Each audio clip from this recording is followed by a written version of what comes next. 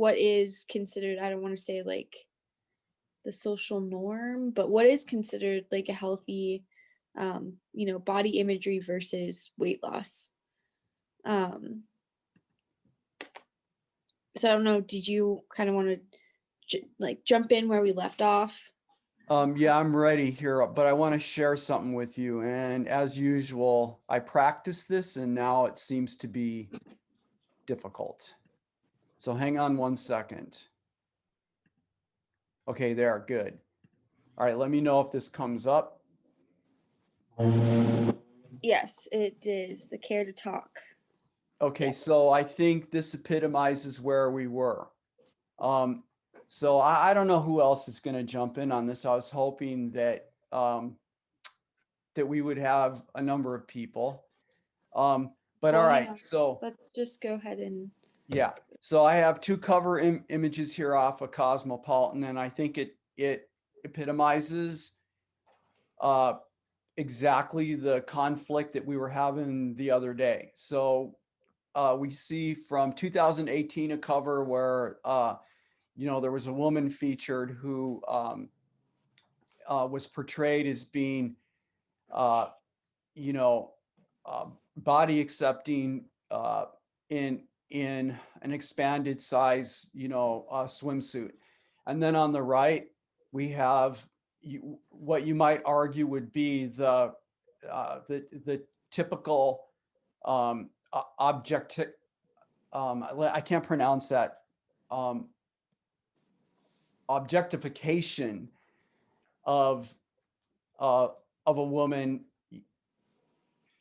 in our current age, right? This, I think, uh, basically really illustrates the conflict that we find ourselves in, because Mhm. the woman on the right, clearly, her facial structure, her weight, what she's wearing, the expression on her face in terms of like um, sensuality and sexuality. And then the headline just to the left, late night sex. I mean, I think it says it all, really. And then going back to the image on the left, we have uh, the the wording on the left is total chick, and underneath the banner that I put on this um, was a statement or a paraphrasing from her that said, basically, you know, everyone can kiss her ass because she accepts her body, the way it is. So as we go forward as two individuals that are trying to reach out and help people with chronic disease, um, and just let me give you some statistics. Uh, According to the CDC, 42% of the US population, in fact, world population, is obese. Now, we're not talking about combining the individuals that are overweight. And when you combine those two values, 72% of the world population, and in particular in the US, are either overweight or they're obese. Now, this issue of body acceptance and politically what is okay to say and what isn't okay to say, the conflict that I'm having is that um, I don't I don't think in the media there's been a promotion of what a healthy weight is relative to somebody's body structure. And uh, in terms of obese people, I know that they're discriminated against. There's just tons and tons of literature on this. You can find it everywhere. Even when they go to see their doctor, the doctor's like, well, you just need to be exercising more, and for God's sakes, cut down what you're eating.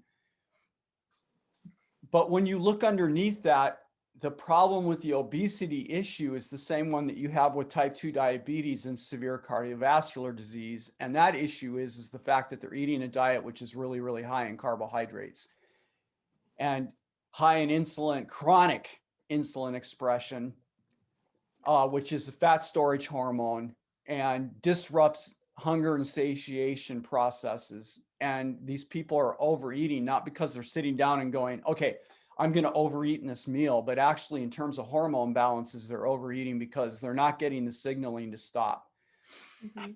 Anyway, without going on and on about the science, so I see a conflict with, what it is that we're trying to promote, which is a healthy lifestyle, reducing the amount of carbohydrates in the diet, lowering the insulin expression, and allowing our bodies to operate, which I would argue is evolutionarily appropriate, which allows individuals like me and you and anyone else who goes low carb to achieve a natural body weight, which is relative to, healthily relative to their body frame. Now, Mhm. before I shut up and let you start to go guns here, one last thing I want to say about the woman on the left. She's morbidly obese. And if she doesn't have health issues that were not described in this, and I'm going to make this point, it's a non-scientific article, right? It was a popular article. If she doesn't have health issues right now, she's going to have them because she is in a state of being severely overweight. She's eating a high carbohydrate diet. She's insulin resistant. And I just from the picture, she's apparently young, but when she gets to be my age, as opposed to your age, and has decades of living the way she's living right now, there's no doubt in my mind that she's going to be on prescriptions for probably a whole variety of different issues, from cardiovascular issues to type 2 diabetes, right? Mhm. So how do we address this need of not demonizing these people for being overweight? So I'm really glad that you used Taylor Swift over to the right, because she's one of my favorite people in this world. But actually, I want to point out that when this picture was taken, Taylor Swift was dealing with severe anorexia. Um, so that is, I'm glad that you use that in a way, because it has to do with body imagery, what societal standards are doing. And if you haven't seen it, her Netflix series Americana actually goes into her eating disorder phase. And so I guess what I'm trying to say is, looking at both of these pictures in this very moment, what we're looking at right now, neither one of them are healthy, actually. And that has to do with the societal standards of what the society has put the stress on, Taylor Swift, who actually has been fighting anorexia for, I mean, she started in the industry when she was probably, I think, 13 years old, and has been fighting anorexia up until, I think it was about 2 years ago, 3 years ago, when she came out with her last album and actually came forth and made the documentary Americana, talking about what she's had to go through as a person, with the, what society says and what they don't say, or whatever it is. But so when we look at actually both of these pictures right now, neither one of them are healthy.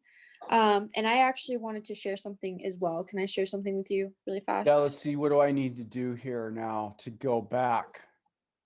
Um, You can, I think if you just press stop share.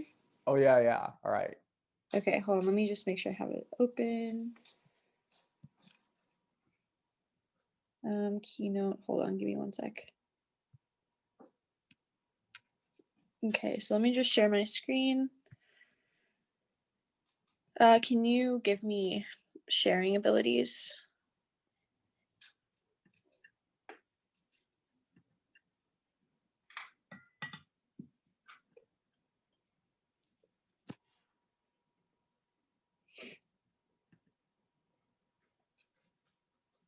Uh, Okay, here. I think I can do it now. wait, here, I got it now. Let's see. No, whoops. Got it. I think I got it. Hold on.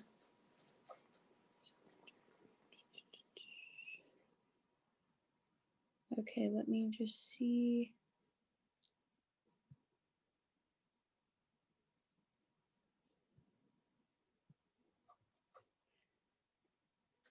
Can you see my screen?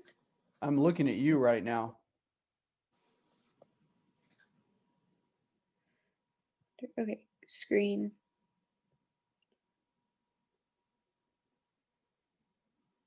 Okay, can you see my screen? Yeah.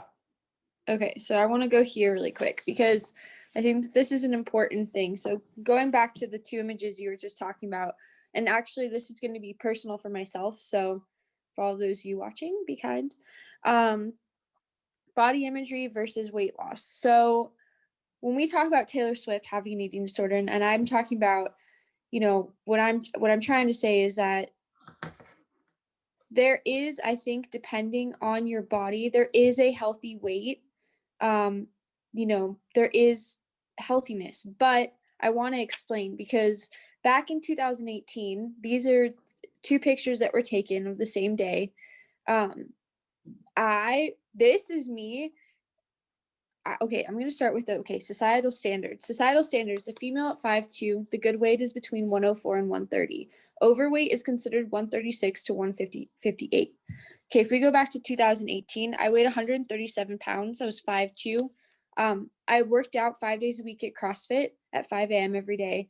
And every single night I had a carb load meal. Essentially, I made all of my own meal, and you know this because I freaked out when I first started cooking. I made all of my own food, but it was very high in like meat and potatoes. This is me in 2018, okay? And this is considered overweight. But back in 2018, I did not know that I was considered overweight because I was exercising and I was working out every single day. But if you look at my body, even if I'm working out, 5 days a week, I look, heavy for my body, for my size, like how tall I am, for my weight, etc. So we're going to move to 2020, where I'm 119 pounds. I'm 5'2". I work out 3 times a week, and I started the ketogenic diet. I mean, do you see that massive weight drop? And the only thing that really changed was the fact that I started keto. And for those of you who don't know my story, the story is, same thing that Dad just said. I went to the doctor. They told me I was healthy, that all I needed to do was really, eat healthy and exercise. When you ask about what eating healthy is, it's, just make all your own foods and don't eat out and don't eat junk food. That was basically what I was told. So this is me in 2020.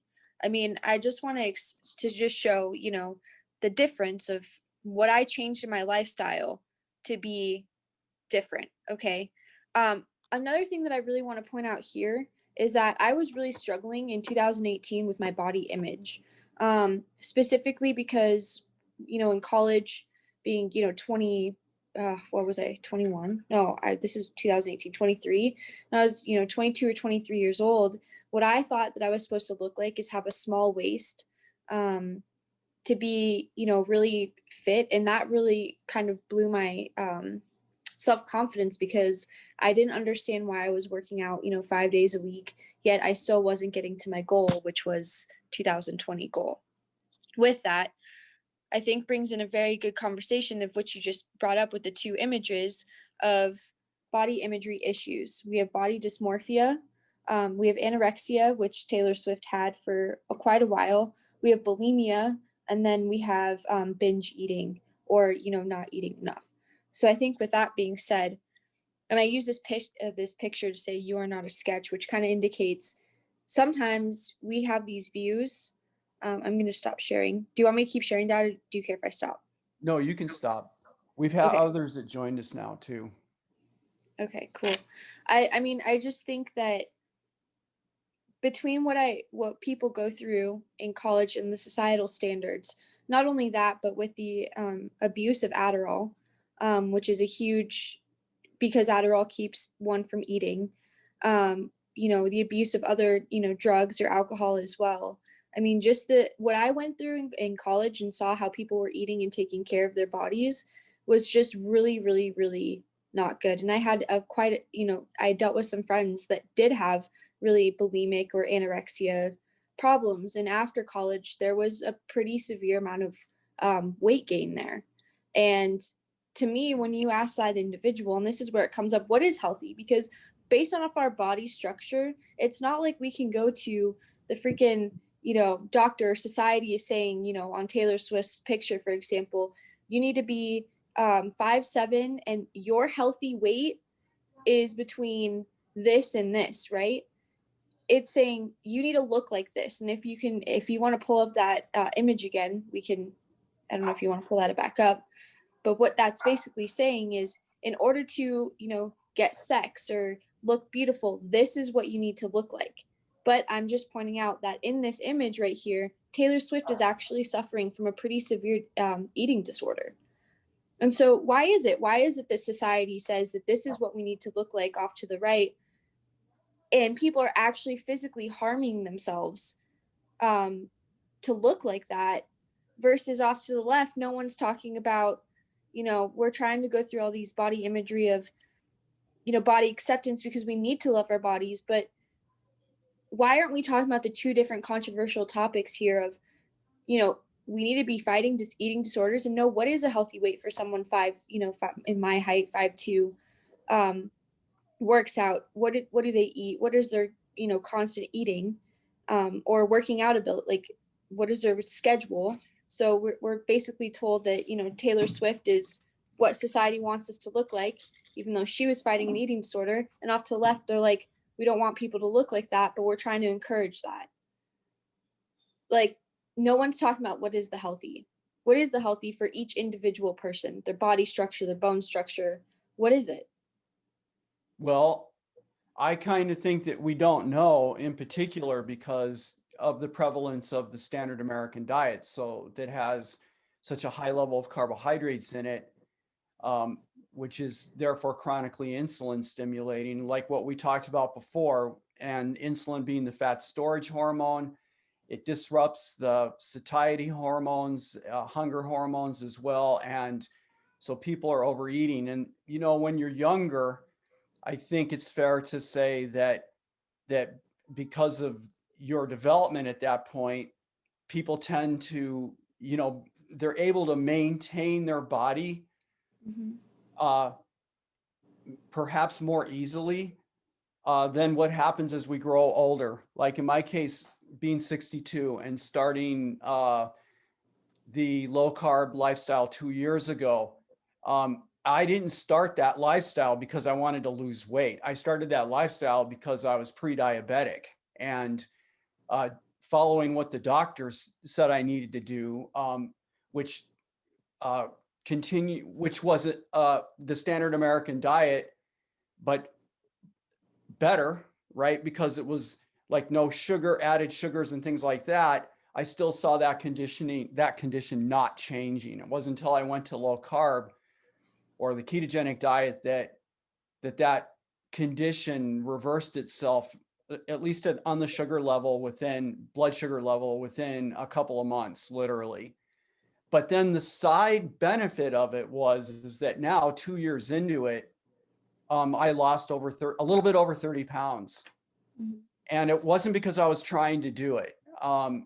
It literally was a side benefit of this lifestyle.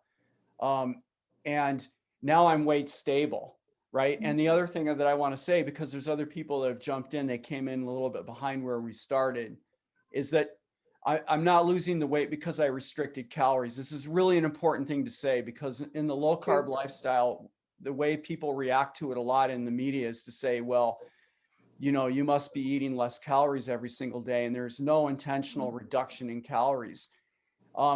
We end up, and this is the thing, it can be very confusing when people hear this, but we end up eating less overall because the fact that we've reduced the carbohydrates means that we also have reduced and we keep insulin low. And so the satiety and the hunger hormones are actually given an opportunity to work normally. Mm-hmm. So we stop eating earlier than our counterparts do because we literally aren't hungry anymore. I mean, you literally, because you have this sense that you don't need any more food. And one of the things as a health coach that I've now had to confront is that for some of these individuals that we're helping, it takes them a long time to learn the difference between being full in the context of having a stomach, which is stretching physically, stretching out physically. So they go, God, I couldn't eat even one more bite, versus eating a meal where all of a sudden you realize, wow, I'm not hungry anymore, and you actually have the desire to stop eating. So, you know, uh, we end, and then the other part of this is that we tend to partition fuel, right? And this is another term which is used in the low carbohydrate science, which is really confusing uh, to the general public, because it's a term that's fairly sophisticated, and it's hard to understand, I think. But because we've reduced the amount of insulin, our body now, as these calories are coming in, are utilizing them in a selective way. Not all the protein that we eat is going to go to building muscle. Some of it is going to be used to make hormones and to do structural things. And same thing with the fats. They're not all going to be burnt. Some of them are going to be diverted to building membrane, and some of them are going to be utilized to build hormones. And the carbohydrate load, even though it's lower, I mean, we're using that as fuel mostly. Although even some carbohydrate is being used in other ways besides fuel. So anyway, I know I'm going on about the science, but what led to today, this webinar, I guess if we're calling it one, was because you and I got into an argument about this, right? Because Yes, we did. how do you approach, I don't know, do we say an individual, or do we say, how do we approach society in general, since we have, 72% of the US population is overweight and obese? How do we approach that population to have a discussion about this on some kind of objective level? Like, Well, yeah, go ahead. so I want to kind of bring up, I don't know if I can bring it up here, but there's a specific image that kind of threw me off, and I don't want to say threw me off. So there was two things, like, just so everyone is aware how this conversation topic came up, was that we were trying to, number one, make an Instagram post. Well, I was trying to make an Instagram post of 80% of the challenge is what you eat, but in the below image, it was like a waist with, pant sizes, pulled out, for example. And then dad tried to, he had a post, used a thumbnail for a video, and it was, I don't know if you can see, like, it was the top image, right? I don't know if that's coming through. It was the top image right there. And after, Instagram did not approve like what I was trying to post. And then after kind of thinking about it for a little bit, how I brought this up is, I don't know if I really want Ketonic Revolution to promote, smaller waist with a big pant size. And that's, I think, how the conversation originally came up, because in my mind, and this is how I brought it up to you, is that not everyone's body looks like that. And I don't want to promote the fact that everyone that joins, Ketonic Revolution is going to be like a size 0 or a size 2 with a big pant waist, for all we know. And another thing I recommend is that in our videos and everything that we use we as like you and me, because we don't necessarily, we got that picture off of Canva, we don't know who that person is. And to me, I thought about it as that might be a little bit insulting if we're using, smaller waist size and a waist with a bigger pant size, and we don't even know who that person is. We don't even know if she lost that weight. And so that was kind of where the conversation arose, and that's where it kind of came up with societal standards of eating disorders. And there is science behind it, Dad. I'm not disagreeing with that at all. There is science behind it, but there's also societal standards, which are a huge problem. Let's talk about calorie restricting. I was on a keto for beginners site the other day, and everyone on there wants to calorie restrict. Societal standards say that we have to calorie restrict in order. If you look at all these weight loss things, if we don't calorie restrict, we aren't going to look like, let's go back to Taylor Swift. But then let's dive deep into that and put down this little pathway, right? If we don't calorie restrict, if we don't follow standard American diet, we're never going to look like Taylor Swift. But that picture of Taylor Swift, she has a huge eating disorder. And And how did that's where, she end up with that? because the societal standards of what she was supposed to look like in front of people on stage as being a massive, singer, songwriter, person, that young woman in my generation. I mean, Taylor Swift is probably like she's like 5 years older than me. I grew up like adoring her, right? And so this is where the problem is. It's people aren't talking about The keto for people is completely high fat, moderate protein, and carbohydrates is completely pushed aside. People think that that is bad for you. But how can it be bad for you if we're, I mean, what was it, like 20% of my generation are diagnosed as, don't even know they're pre-diabetic because of all the stuff that they're eating that's bad for them. I mean, the social norm needs to change, period. And people need to eat food that is good for their bodies, but they also need to know what is good for their body. And how is that possible if the Western medicine and doctors are telling us, I'm sorry, complete shit about what we're supposed to be eating? Because when I went to the doctor 2 years ago to have them help me with my hormonal problems, they didn't do shit. So you look like you froze for a minute. The issue with the calorie restriction is really good, because this morning before we talked, like I was doing a lot of prep for this.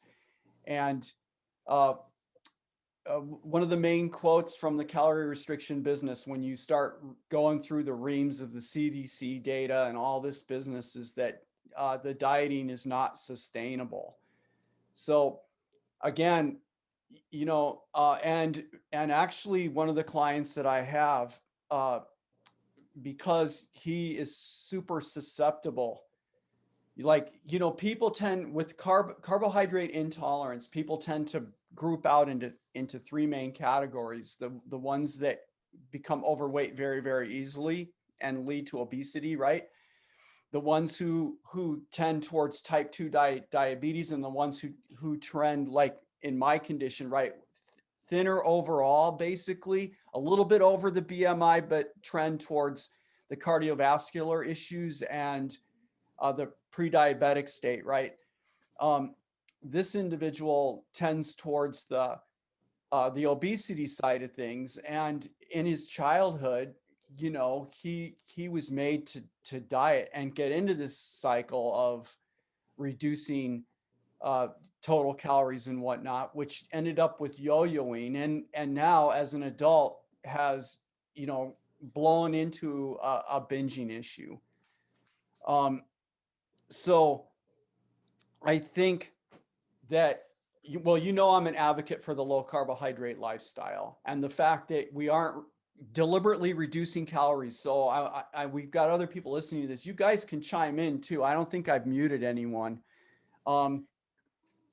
That basically, my calories on a daily basis are anywhere from 2,200 to 3,000 calories, and whether I'm going high or down towards the 2,200 has to do with my exercise. And I am a CrossFit athlete, and a coach, and I do move or work out every single day. But my main point is that my calories are not really any different than what people are normally eating on the standard American diet. So again, we're not calorie restricting in an intentional way. And T, what you brought up about looking at some of those groups, yeah, I'm aware that some of the people that are doing keto specifically for weight loss are also restricting calories, and that actually is To not, me, it's not the so way the lifestyle is meant. It's a lifestyle. It's not, we're not meant, we don't want people going hungry, because then we're just going to be cycling the same way that people who are on the standard American diet are doing that, and you're going around hungry all the time, which means that eventually you're going to break down and start to eat. And you can gain weight on the ketogenic diet if you're eating too many calories. It's like, I think one point that you pointed out is that you're a CrossFit athlete. Okay, from your daughter's perspective, I just want to point this out. You've always been an athlete. Like, there's not been one moment, one time in my life that you weren't doing something super extravagant, whether it was rock climbing, cave diving, crossfitting, whatever it was. So when you started this diet, and I can just say from an outsider's point of view, I mean, when you start this diet, you definitely have a tendency to hit the floor running, which is not a bad thing. And I don't think a lot of people understand it, because you're very analytical and very scientifical. I mean, that's not a word, but I'm going to use it. And so for you, it made sense to do that, right? But and not Callie, I think that was a really important thing is you've always been an athlete diet or an athlete. You've always we've always eaten healthy as a child. We had pizza like what once a month or something from Mama's down the street or whatever it was called. Like we've always been very, very healthy. And so for you to say, and for the listeners, for you to say that you've lost 30 pounds, like not even, you didn't even start the keto lifestyle because of overweight. You weren't overweight to begin with at all. You've always been Well, my super fit. BMI was, I was over the BMI, but a lot of But people are, and I know about, yeah. yeah, I mean, technically speaking, but in that picture I just showed you, technically I was overweight too. I was 137 pounds, and I should, based off of what was online, I should be between 109 and 130. If I weighed 109, I don't know if there's much left of me except for my head. And so, but what I'm trying to say is, from what you just said, we've always eaten healthy. We've always done all of those things. Like there's never been a day in our life that we've been, eating terribly, and you So what was lost wrong with the diet then? exactly. Exactly. What was wrong with the diet? That's why we're here right now, is what was wrong with the diet. What was in a majority, what did you change? I can tell you what I changed.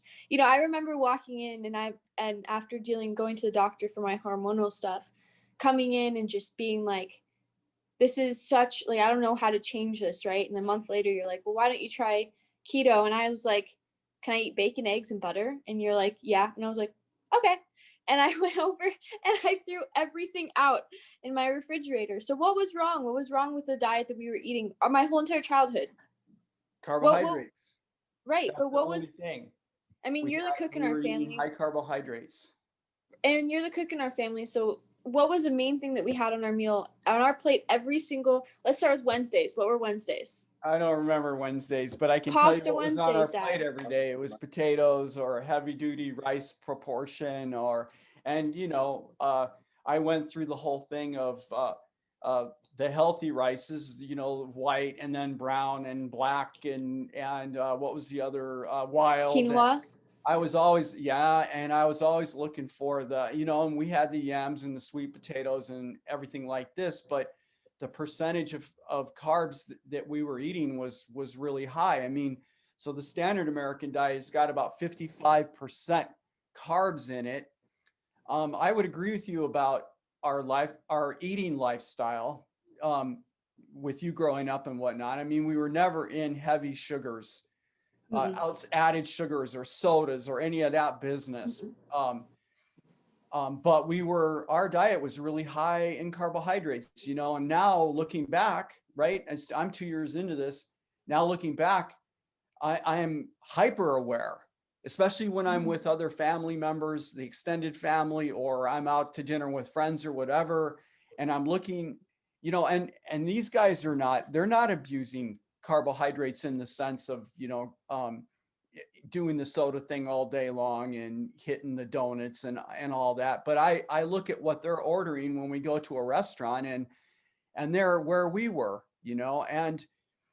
um, and we're not there. We're not eating that way anymore. And there are other issues that come up too, like we are eating somewhere between. I'm not sure exactly what your program is compared to mine, but you know that I'm pretty extreme. So I know that my fats are probably over 70%.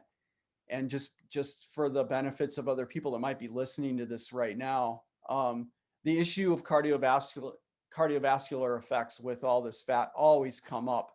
And I want to point out that Verta Health, their scientists have done a lot of work in this area. They've been tracking people now over 3 years, with substantial biochemistry done on those individuals for the whole 3 years. And then I've tracked, and I have the same blood work, for more or less the same blood work. There's things that they do with their patients that for a normal person, people like us, we can't, we don't have the funds for it.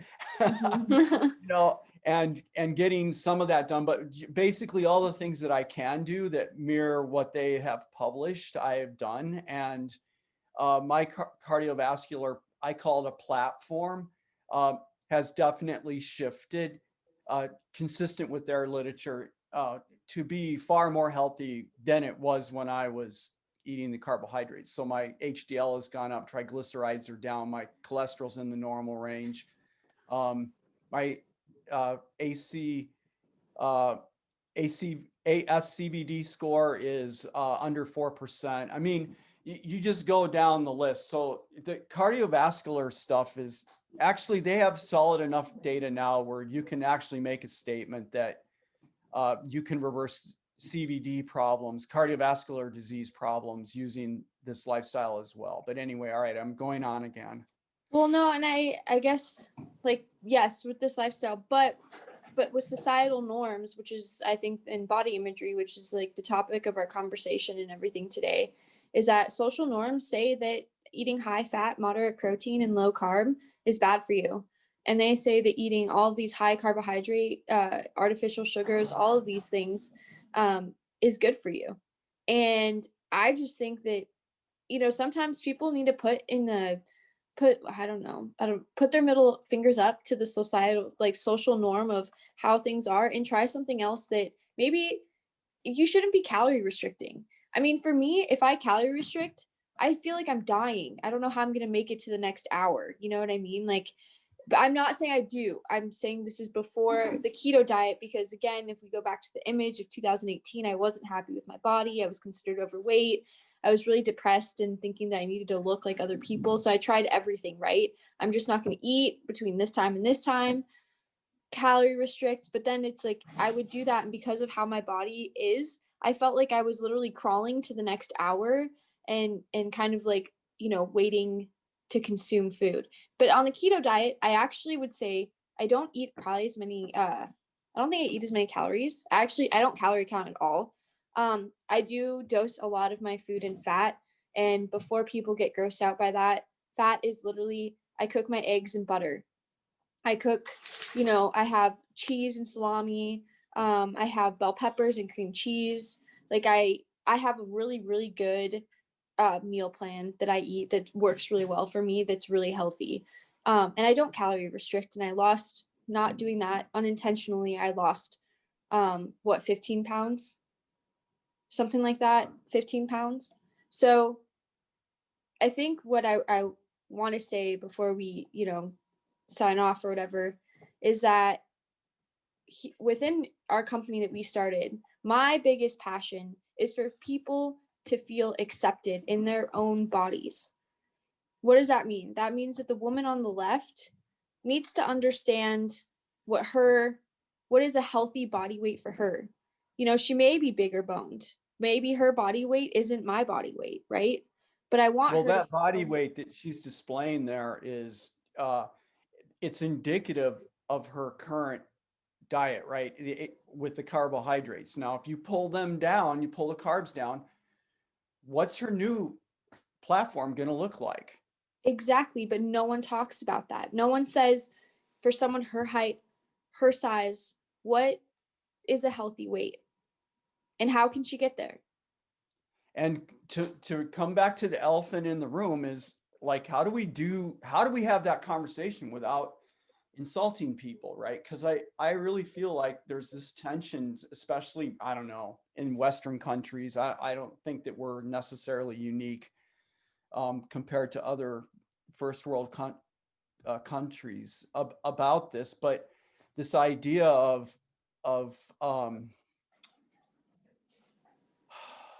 I mean, how do I say this? I don't know how it comes out right. Um, is being able to have a conversation with somebody whose weight, whether male or female, which is in the pathological range. How do we do that? How do we do that without, like, I don't know, the insulting factor, the body shaming? I mean, I don't have the answer to that. I mean, we've asked an open-ended question. I don't think we're going to find the Well, answer I to it. think Aussie wants to chime in over here. So Go since we're for it, sitting man. right now, I'm gonna mute myself and he's gonna unmute himself. I don't think, you need to be worried. I mean, yeah, people might be offended, but it's one of those things where it's not really an offensive topic. When I was almost 270 pounds, like, I wish somebody had that conversation with me. Like, it wouldn't have been offensive, because I shouldn't have been 270 pounds. And then I made a conscious decision to like change my lifestyle, which is why, like, I like talking with Tanner about this, like, we're talking about lifestyle changes, not diet changes, because on a diet you get a cheat day, but a lifestyle is just a lifestyle. It's what you do every day. And you might have a cookie, when normally you have a bite of a cookie or whatever it is, but you don't cheat on a lifestyle. And so that lifestyle change that I had with myself, caused me to change a lot later than I probably should have for my body, but I eventually did. And then, once I was introduced to the keto lifestyle, with Tanner, I saw even better results. And so, as someone that was severely heavy, it would not have been offensive because I shouldn't have been severely heavy. I was just making poor lifestyle decisions that nobody was telling me about. And are not your fault, by the way, because people in this with the standard American diet don't realize what they're up against there. And like I said, everyone's an individual. I said this before, maybe not exactly in this language, but everyone's an individual. And if you look at the metabolic diseases, of which there are a lot of them, right? But I focus on the top three: the cardiovascular disease, the obesity, and type 2. And usually those individuals overlap into one or the other, maybe all three things. And somebody who's obese, it's not their fault that they're gaining weight like that, because as long as they're eating that proportion of carbohydrates in their life, that's what their body state is going to be, right? If they lower, and most, a lot of people, when you first have these conversations with them, honestly, they don't really know what carbohydrates are anyway, right? And so far, the way the food industry has responded to this is to just talk about the sugar, right? And they label sugar as being what you've added to your food, right? Mm-hmm. Not the food itself. So, like, it's not unusual for those individuals, when they do cut out the sodas and everything like that, to see an impressive shift in their weight and improvement. But what they've got to realize is that they will plateau out unless they go deeper into the level of carbs. But anyway, I'm digressing. And the reason I brought that up is because of the whole shaming thing. Like, Mm-hmm. and that's, I want to really make that emphasis here. We're not talking like about these people like they've done something wrong. I'm talking about this from the point of view that they don't understand that the corner that they're in, basically, when it comes to their lifestyle, as you pointed out. And I want to point out there that they don't understand that the corner that they're in, because they've been told, people can comment on this if I'm incorrect on this, but they've been told the exact same thing that I was freaking told, which was to continue eating healthy, like, And work out. and work out on a daily basis. Like, I want to just emphasize here, when I went to the doctor, and for those of you who don't know, because this is Facebook Live as well as Zoom recording, I went to the doctor for hormonal issues. And essentially, I was having my time of month for 3 months at a time. And it was getting to the point that I was just so frustrated. And this had been going on for a year. And the thing that they had, that Western medicine, the gynecologist specifically offered me, I went in there and I said, I don't want two things. And I remember saying this to her, and she was my age. She was probably a little older, saying she's a doctor, but she was around the same age as me. And I was like, there's two things I don't want. I was like, I do not want birth control, and I already work out. Those are the two things I said. I was like, I already work out, I eat healthy, and I don't want birth control. I was like, and I need to figure out what's going on with me. And she said, okay. So I sit in there in the doctor's office, and by the end of the gynecologist appointment, her 3 responses were: continue working out, eat healthy, and here's a recommendation for birth control. And I remember getting up and I think I called you, Dad. I think I was sobbing. I was so Yeah. upset. I was so upset because it was like, I just spent, and by the way, with my insurance, it was $65 freaking dollars for whatever the fee was to go there. That was the worst $65 I've ever spent in my life. I was so pissed. And I came out just completely feeling defeated. So what I'm trying to say is, for those of you who are stuck in a rut and not really sure how to get out, I mean, feel free to talk to us, because luckily for me and Dad, we've gone through things completely different, completely different health reasons, completely different body types, working, everything like that, obviously, but we've been through it. And we've also felt completely abandoned by doctors not fully understanding what our needs are. And we actually took control over our lives by making a decision to eat a low carb diet. And I don't want, when people come here, let's talk about body weight. Let's talk about those things. Let's talk about societal standards, because all of the judgment and shame or whatever you feel is left at the door. That's how I feel, is that this is an open space and I want everyone. And that's why I didn't want to use that thumbnail, is because I don't want someone who's like the woman on the left to feel uncomfortable coming to us and asking for help. Because I'm sorry, but a lot of places and a lot of weight loss like areas, however you want it to be, say that you have to be a size 2 and have whatever, a size 2 in order to feel good about yourself. No, I'm sorry, you don't have to be a size 2, but you need to be healthy and you need to have a healthy lifestyle. So how can we help you do that? And again, when you come to our company and talk to us, judgment and shame is left at the door. Like, that's how I feel about it. I don't know how you feel, but No, we're on the same page. But I also think that we needed to hash this out. I'm really glad we had this conversation this morning. Do any of our visitors have any questions for us before we sign off?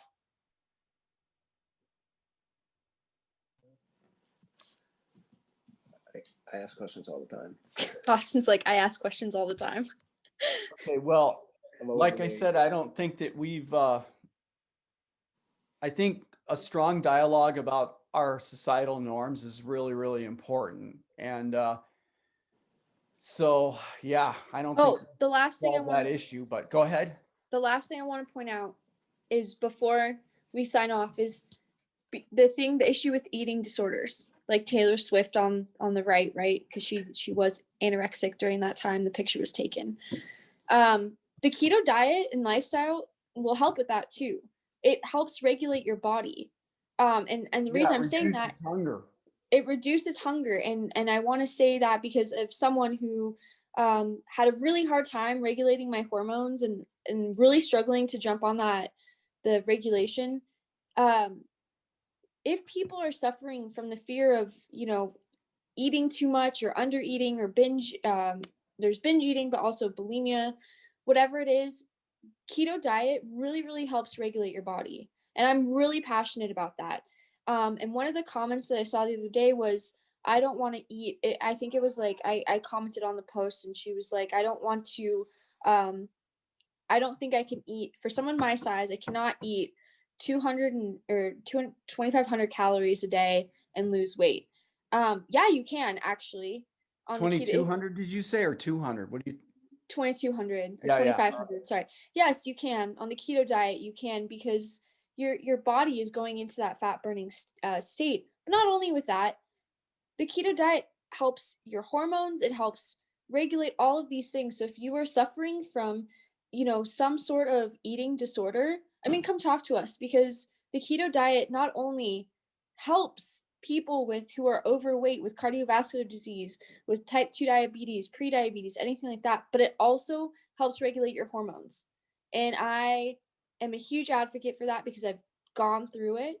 So, I mean, again, I'm opening that to people who maybe are struggling. I mean, come talk to us, because chances are the keto lifestyle will help regulate you as well.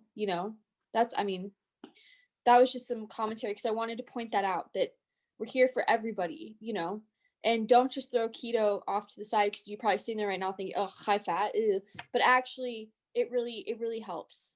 It helped me. All right. Well, I guess as we sign off, the last thing I would say is if you have questions or you have an idea for a topic that T and I could go live on again, and we could bring everyone into the conversation, leave some comments on our Facebook page. Nutrition Network works as well. And with that, I guess we should sign off, T-Bone. Do you want to say something? Well, sorry. Okay. I think a great topic, we're talking about lowering carbs, and, specifically just now we're talking about, yams, sweet potatoes, grains and stuff. But I know that some foods that people might think are healthy and might not have carb, they might not associate it as being like a grain or something, could still really throw them out of ketosis or really not even help them get into it. And so maybe talking about, the types of foods, diving deep into the foods that, look healthy, but actually are still pretty high in carbs, or you need to moderate, how much you put in with what you're cooking. I think could be a cool topic. Okay. Yeah, I like that idea. I'm making a note. I appreciate your time, Pete. This was great. Thank you. You're very welcome. Thanks for being here. Always. All right, T-Bone. All right, Dad. No, that's a good topic. I think maybe even thinking about, again, people commenting below controversial topics that we should talk about. Being a health and wellness company, we, want to talk about everything. We want to lay it all out there and see what people want us to talk about. Let's break societal standards. I'm serious. All right. Thanks, Dad. All right. Bye. Bye. Thanks for everyone who came.